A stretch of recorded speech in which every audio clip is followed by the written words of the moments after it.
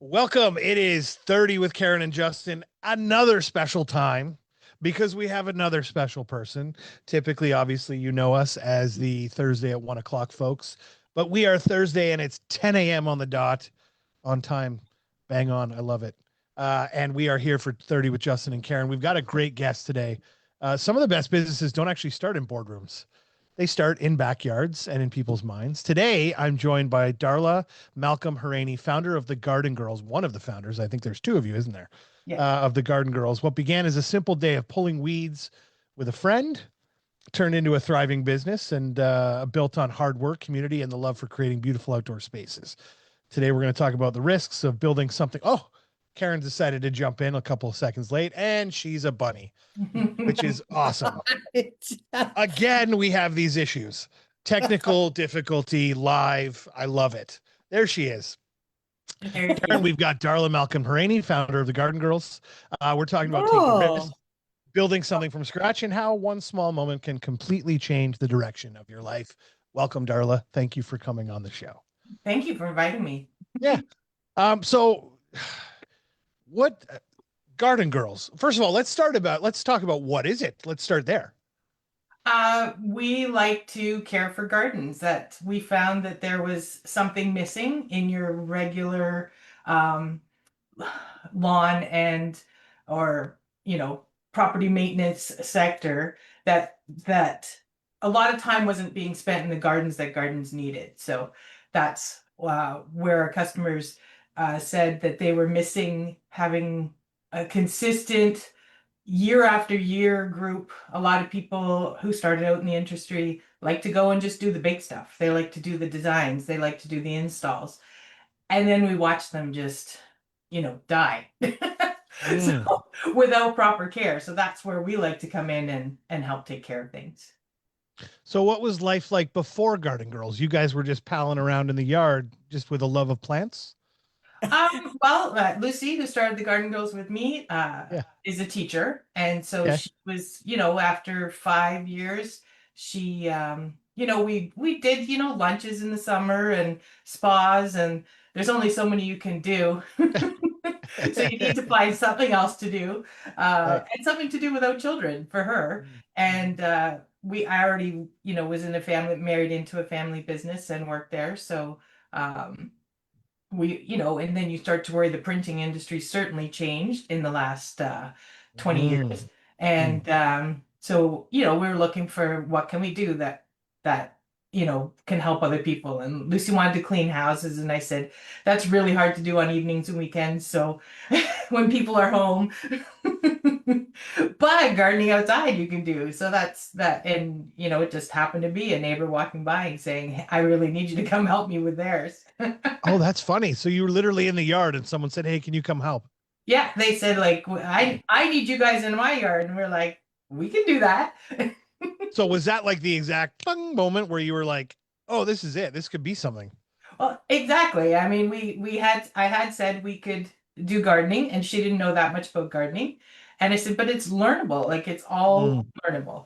Mhm. And if you're not, keep learning even 20 years later. There's new plants. Our zones have changed. Mhm. There's different focuses now on moving to native plants and getting those in your garden. So you're always learning. And 20 years in now, oh my God, I wish we had started it so much earlier.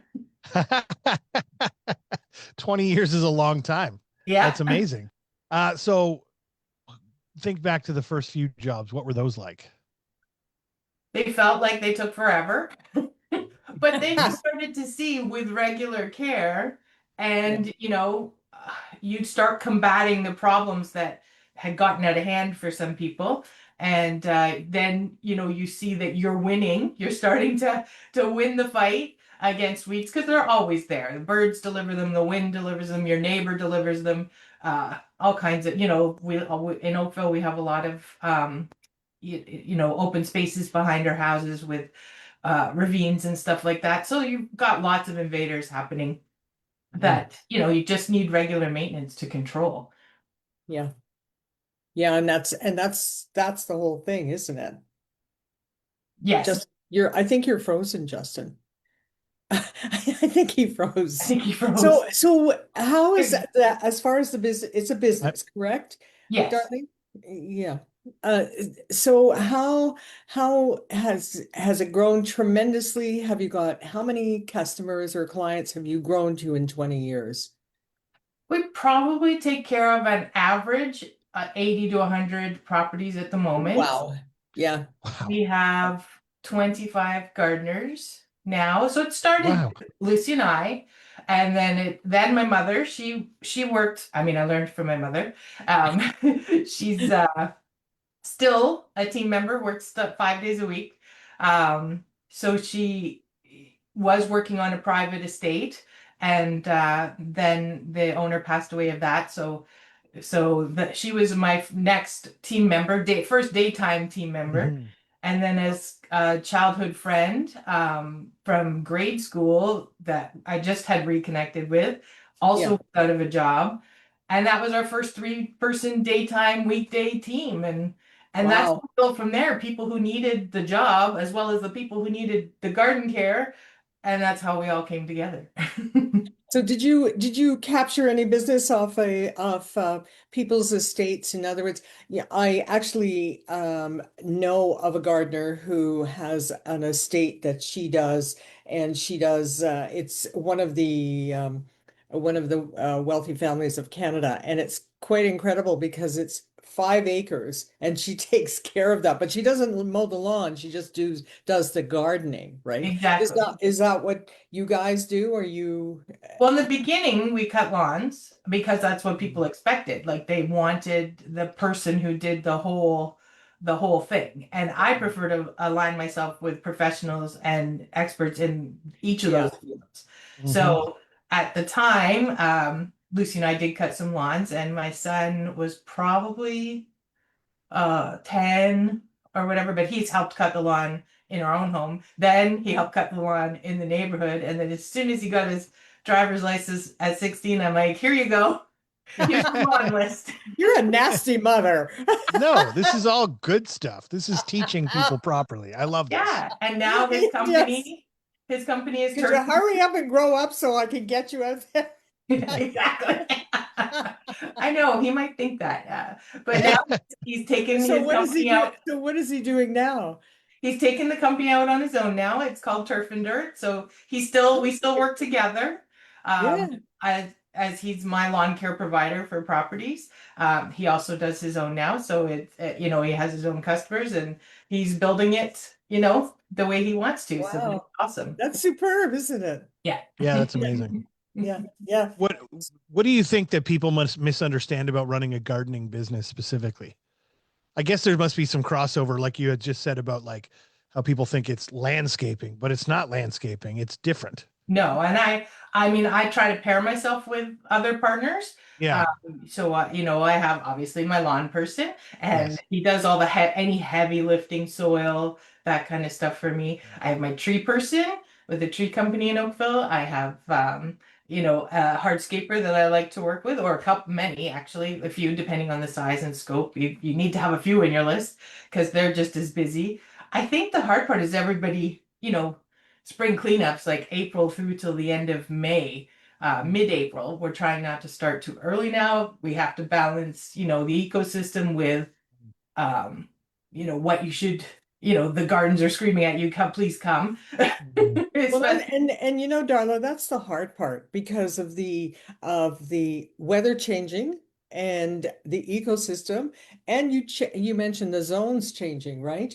And yes. because of the weather, and it's interesting because that you have to be fully aware of that as far as a gardener is concerned, and um it's not just taking soil and planting something. What are you planting? Is it going to grow? Where is it going? The shade factor and everything else. So I'm kudos to you for knowing all this. And as you say, you learn every day.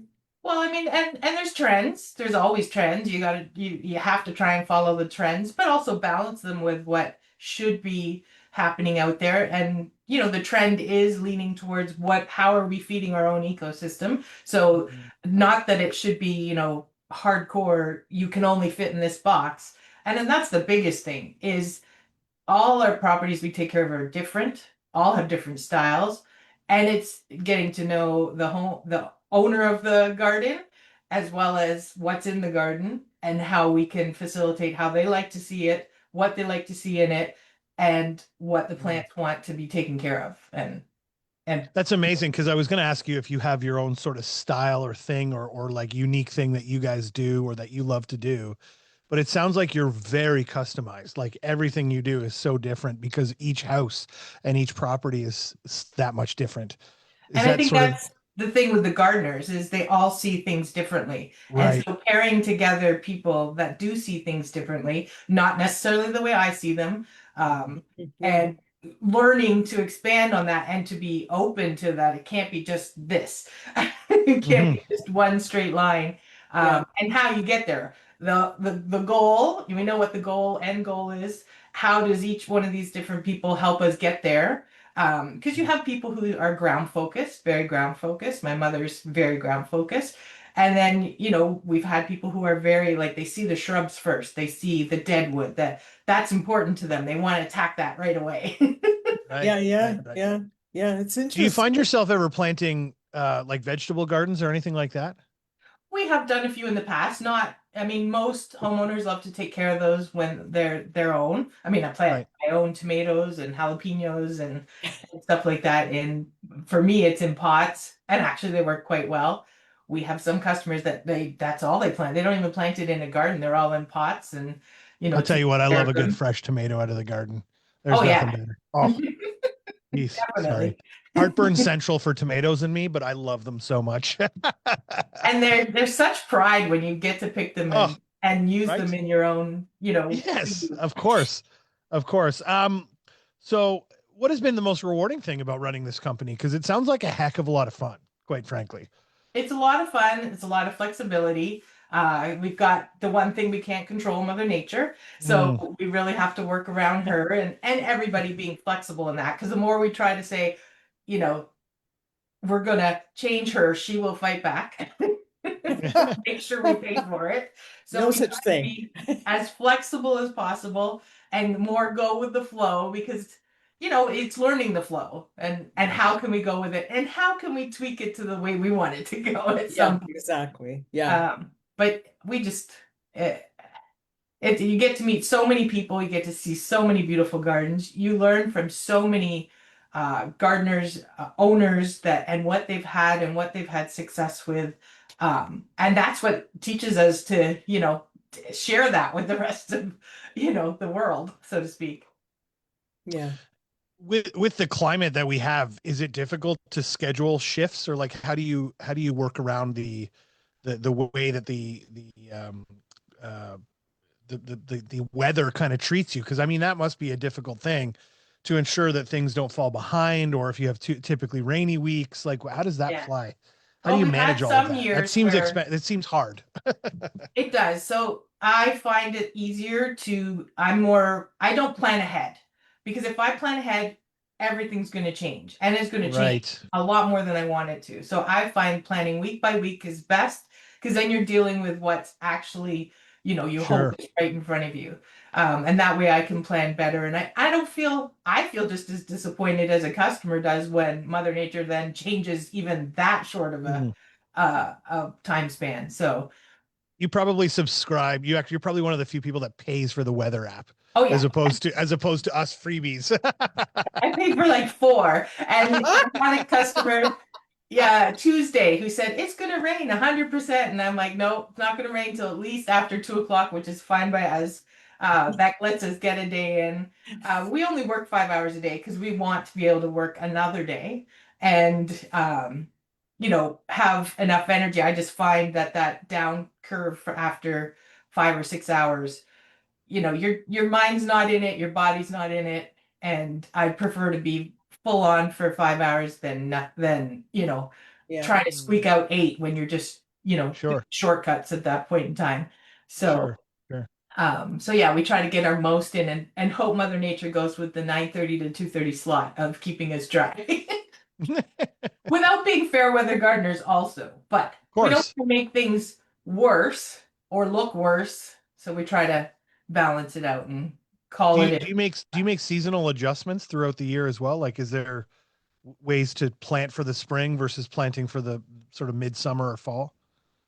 Um, with, I mean, obviously planting, we do. I mean, we never know what's going to happen this summer. Are we in a drought? Are Mm, we going to be, when is the light going to switch? Yeah, Right yeah. now, we'd like some more sun, a little we bit. would, yes. Oh my God, I yes. feel like that's a Jeez. little behind, but so yeah, you do try to go with it, but and every year is different, like what's flourishing, what's not. So Mhm. we do try to, it'll be okay. We'll move on. But I love slow springs because at least you feel like you can enjoy what's growing out there and it's not like Oh, it's the fun.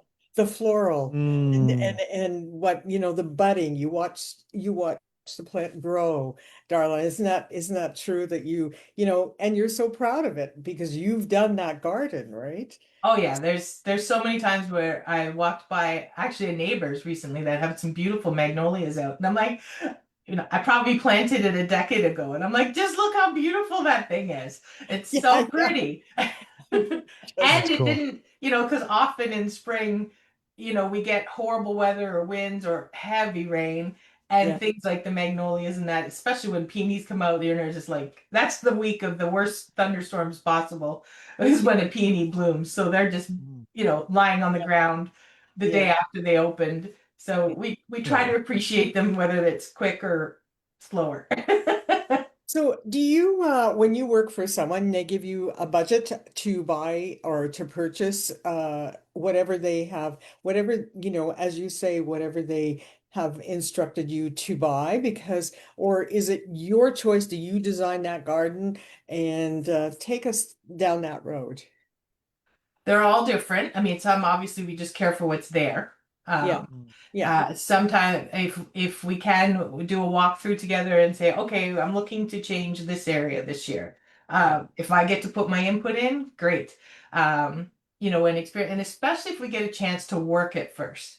I like Mm. to, get a season in or two because, if I've just seen a garden and a new customer say that right now, and I've only seen their garden in March and April, and we're just starting to see things emerge.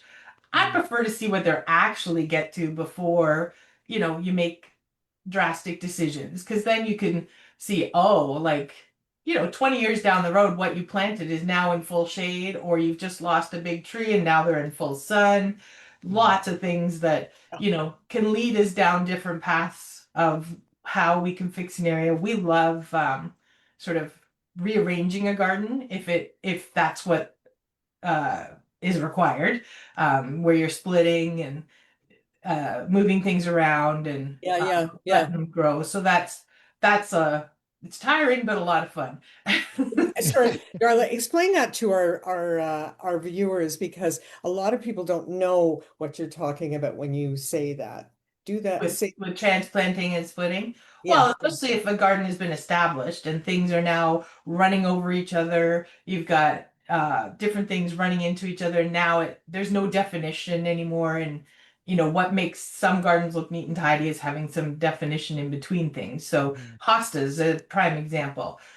Once they're massive, like like the size of Mm. a barrel, we can make 4 to 6 new hostas just out of that one. yeah, So we might dig up the whole hosta, split them in 4, 6, 8, whatever it takes. Put only one chunk back where it was, so it's basically like starting over again. And they come up the next year like they were never disturbed. yeah. So they won't be Mm. as big. Um, they'll take a couple years to come in, but there's an old saying like, the first year they sleep, the second year they creep, and the third year they leap. So That's generally cute. That's speaking, very cute. you're planning for that type of scenario with any planting you do. The instant fill, you will regret that in 3 years because then you'll be like, what happened? Yeah, yeah, yeah, yeah. That's interesting. Yeah. Do you do pots and urns and things like that as well? Yes, Lucy and I are generally the ones who do the planters, the seasonal planters. So we probably do like 100 or so. But I mean, the hard part about those is they all have to go in at the same time. So like Mm. the early spring ones are enjoying their full bloom right now, but they don't last as long. We don't do summer ones till the end of May, because we're using tropicals and stuff like that that we don't want a frost to suddenly get them. Oh, it's been Hopefully, so frosty. oh yeah, 3 degrees tonight. So I think Milton might be in for a frost alert tonight. Uh, Wow.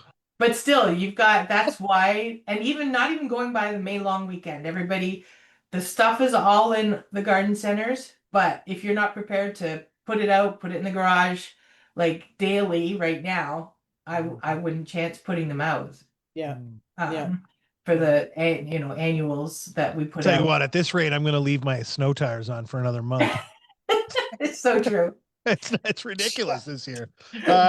Do you have like a list of like must-haves for most of your clients, like sort of the consistent things that you recommend every time, or things that you can give, just for avid gardeners out there? If you have a couple of tips, that would be amazing.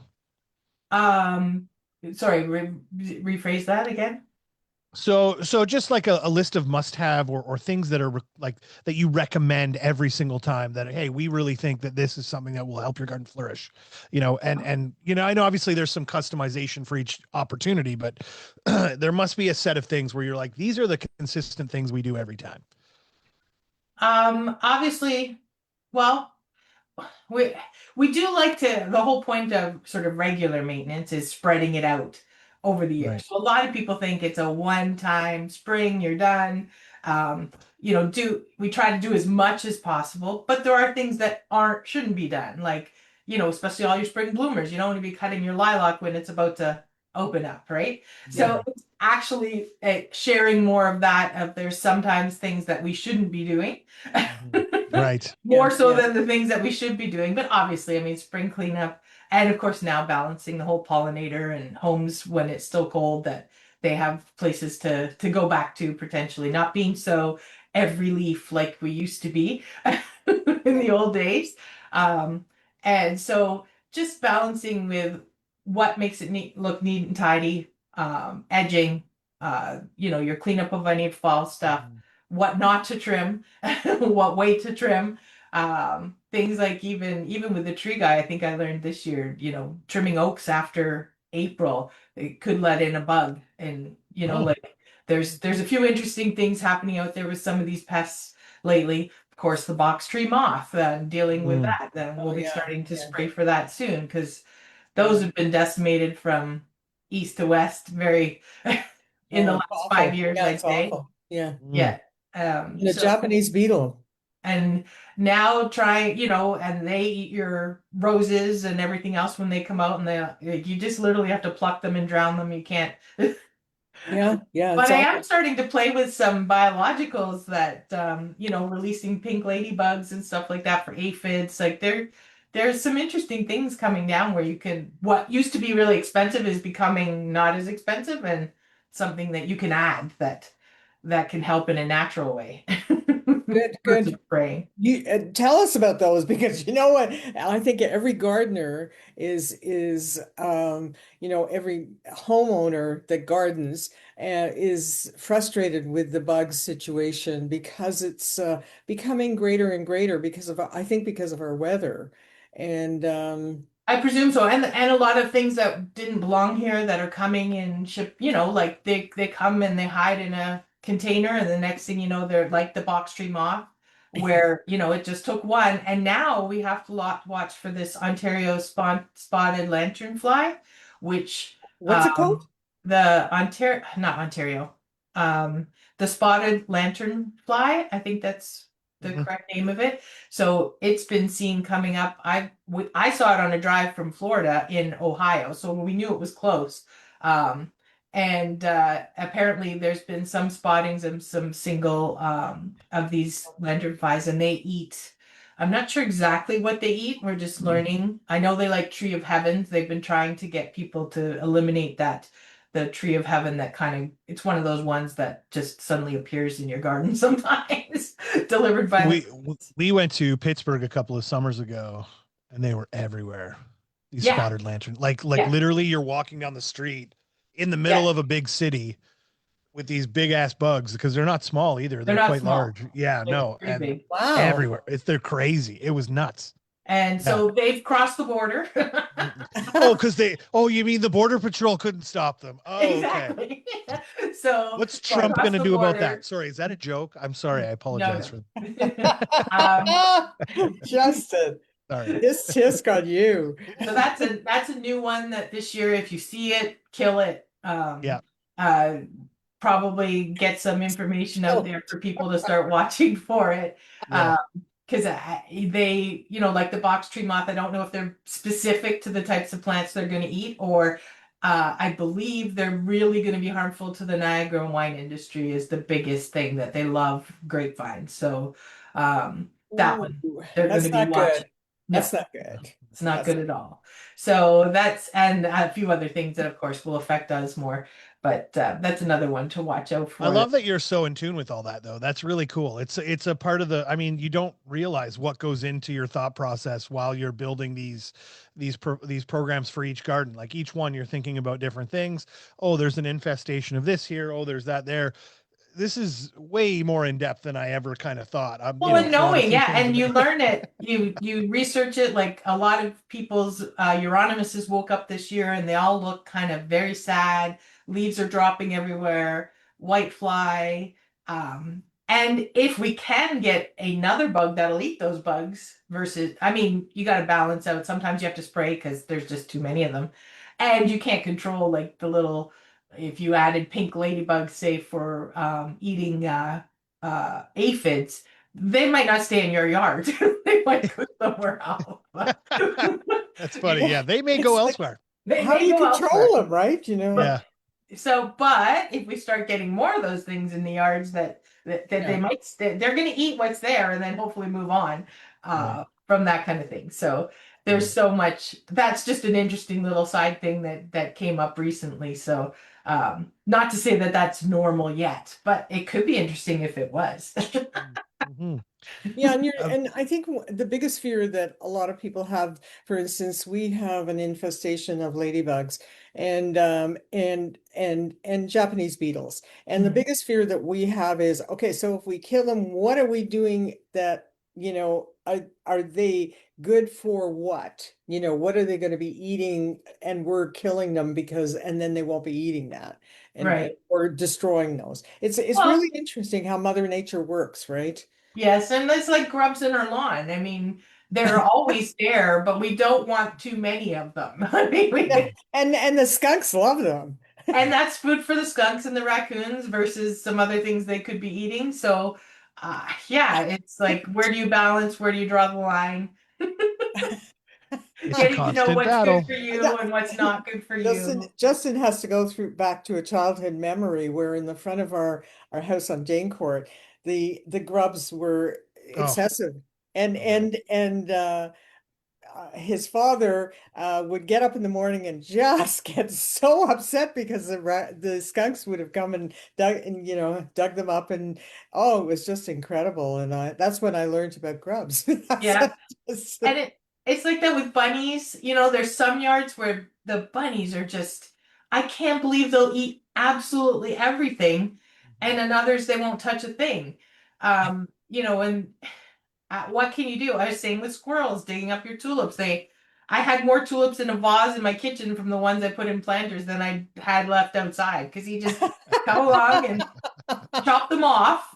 The flower goes to the ground and then he ate the bulbs. It's like, well, thank you. Luckily, I saw them in time to at least put them in the vase in the kitchen. But Oh, that's adorable. That's funny. I mean, they are Darla, cute. Squirrels are sorry, pretty cute. yeah, you mentioned hostas. So deers love hostas. And so there was a gal who lived down the street from me, and she came up and she said, I don't know what to do about these deer. They're just eating my hostas. I just planted them all and they're all gone. And I with said, like lettuce served. yeah, I know. The buffet is open. Yeah, I know, yeah, yeah. it's so My funny. sis, my sister-in-law, the same thing. We gave her a whole bunch of transplanted hostas, and she put them all up there. And they said she reported back with pictures. The deer said thank you, and you're like, they're not supposed to like them, but I guess finding out other things they might like and making sure it's like out and away from your Spread out. garden. Yeah.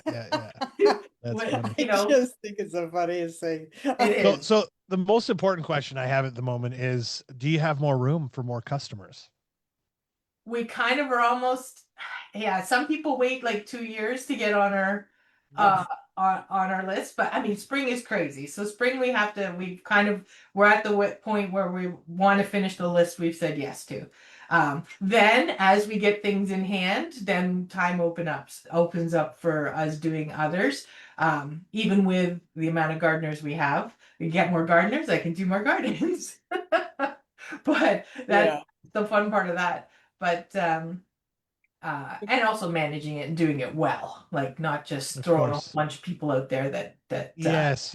You want a don't know level what of they're doing. quality and service for Yeah, sure. you still For want to sure. keep up with that. So yeah, so it can be crazy, and then we find time if people are willing to wait. We find time in the summer, and we reach out and say, "Do you still want us?" Or you know, even if we could do little things and get on the list type thing, then that's what we do. And in the fall, because often I find the quietest time in the garden for a gardener is September, because everything's like just doing its own thing, and by then you've got everything in control and you don't want to rush fall, although sometimes we should rush fall, because like last year when it snows in Remembrance Day, you're kind of like raking snow after that. Yeah.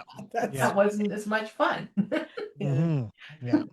Well, thank you so much. This has been awesome. We're running up against the 30-minute window and we've had a lot of fun. This is, you just really you don't know what you don't know. And as I sit here and listen to you, it just makes it seem like there's so much more that I need to learn about my garden. I have a little vegetable garden out back and I love the tomatoes and some carrots and some things. But there's so much more to learn and I will continue to be that student because I enjoy it for sure. So, Great. And and it's I'm, so and and it's, it's so good. It's so good to talk about gardens and it's more happiness and down to earth, and people should get their hands in that earth. Don't I you agree. agree? I agree. A hundred The percent other more part of people. this is just, let me just say one other thing. The other part of this is just the idea of you taking something that you enjoy doing and turning it into something special and something fantastic that's 20 years. If you didn't do good work and have valuable service, you wouldn't be in business today 20 years later. No, and And still so have some original customers, which is what's amazing yes, Yeah, yeah, 20 yeah, years yeah. later. So yeah, I commend you for that. And I commend you for being like, yeah, if nothing else, if people have listened to this and they take anything from this, there's opportunity everywhere. There's Yeah, opportunity everywhere if you have the right mindset, the right ideas, and yeah, put it to work and be consistent with it. Because clearly that was one of the things. But when yeah. you love what you do, that's the secret sauce. That's yeah, the best. yeah. I think So Darla, that's thank you part. very much, and our viewers, thank you for all the input, and maybe they'll call you to or email you to set up a time to do their gardening, and they'll be on the waiting list. Yeah. It's always good to get on the list. get on the list, Exactly, folks. Get exactly. on the list. Get on the list. Thank you. All Thank Thank right, you. you so Darla, you're much. the best. Thank you so much. See everybody next week. Hopefully at our regularly scheduled times. See ya.